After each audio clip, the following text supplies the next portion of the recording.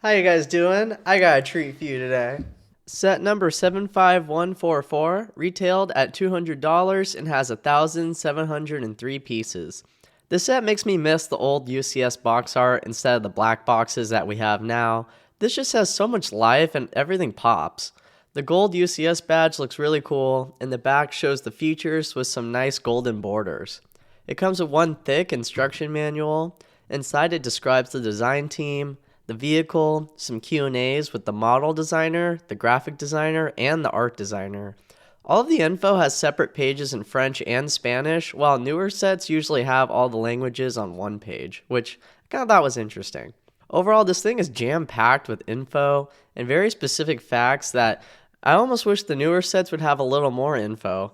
Here are the extra pieces. Some of these might just be pieces I forgot to put on though. The set includes two minifigures being the pilot and a gunner. The only difference between the two is their helmet.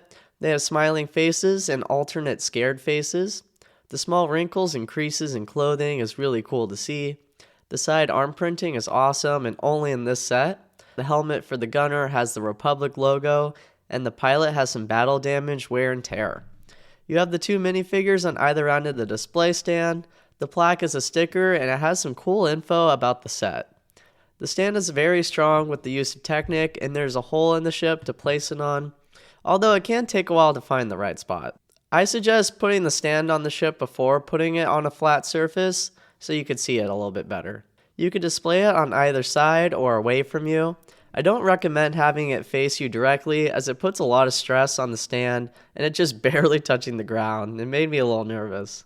I appreciate how the ship has angled details even underneath, and it's not just flat. There's barely any gaps with the wings, and it's crazy to see both studs and anti-studs on the bottom at the same time. Some angles here are really impressive. The bottom has a really tiny landing gear, and it opens up so you can lay the model flat on the ground, and there are some vent-like designs. And warning, don't hold it on the bottom of the wings, I would say hold the middle bottom part. The front and bottom part has more little builds for vents, which seem above and beyond on detail. I love how the orange slopes up to the orange in the middle. The angled side pieces cleverly use a ball joint, and it has some ski pieces that are cooling fins as mentioned by the designer. The wings have this gray plate to have the angled side pieces rest on so they're locked into place. In the bottom section, it has more of the ski pieces and the stand to hold it when laying it on the floor. The air brakes use the pneumatic-like tubing to have it move up and down, which is really cool, and has extra support with the hinges below. The cooling fin design is simply incredible with all the detail between the gaps, having the studs face the opposite sides, and how it goes from small to large, from the sides to the middle, and I don't think this could have been designed any better. The front sticker design has homing sensors. The silver grill pieces are the targeting sensors. The AP-11 dual laser cannons use this rotating piece, which is supposed to be the collimating tip, to adjust the focus on the blast. I think the front does a really good job of balancing tile and studs, and like the various sticker detail with some wear and tear on the paint from the graphic designer. I also like the use of the greebling on the laser activators, some stickers above to represent the power coupling, which transfers power from cells. There are more gear pieces being used to represent the power converter, and you could spin most of the laser cannon, but not where it connects to the drive unit for the repulsor. The designer also mentioned how he was able to place the cannon at a 10 to 15 degree angle with the use of the rotating piece, which is impressive, especially for a brick system. The air intakes are stickers but use an airplane wing piece, which is really clever, and the angles with the tile line up really well with the use of the hinge pieces. I love the orange stripes and some laser damage with the use of cheese slopes. The back has more stickers and repulsors on the back with a cool circular stud build with holes in them. What is really neat with this is when you rotate the repulsors out, it opens the air braking flaps with a 90-degree angled gear system and some really neat greebling on the inside. A really nice inclusion of a play feature which I wish more modern UCS sets had, and if you had seen the set for the first time, you would never know they're even there.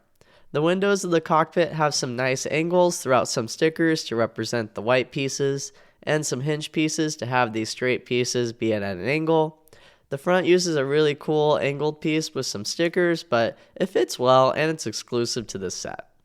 The roof is mainly tiled off, but uses a really nice snot technique to have the window on top, It has no gaps next to the tile piece. And speaking of gaps, they use these pieces that stretch all the way out to have no gaps present, which is great. The whole thing can open up with the use of these hinges, and it holds it pretty well despite its size. The inside's really cool, and it's not minifigure scale, but they look pretty cozy in there. There's a combination of stickered and printed details.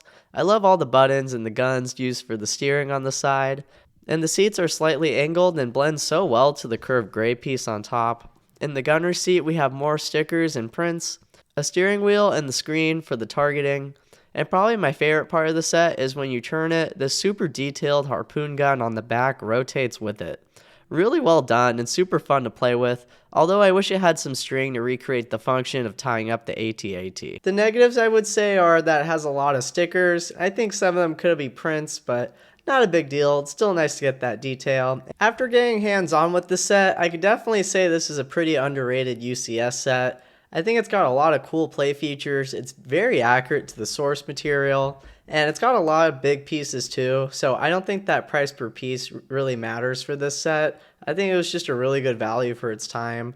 I mean, good luck getting a good deal now. It's almost tripled in value at this point. I have to do a ranking on the UCS sets, but I would say this is one of my favorites. I think it's just really good. Anyways, thanks for watching, and take care.